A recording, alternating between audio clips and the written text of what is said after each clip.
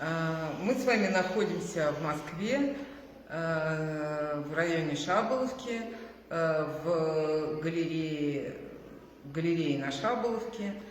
И эта галерея расположена в Хавско-Шаболовском жилмассиве, построенном в 27-30 годах.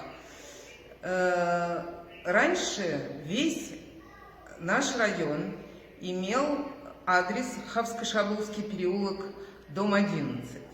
Потом все перенумеровали. Чтобы понять, где же именно жил Джиганшад Досмухамедов, который из дела следует, что он жил в корпусе номер 7, пришлось делать архивные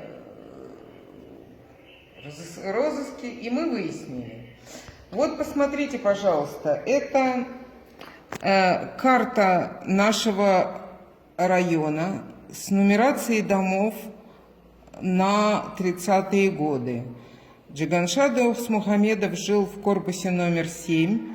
Мы здесь видим это красненький ромбик. Квартира 265. К сожалению, узнать, в какому номеру современной квартире это соответствует, не удается.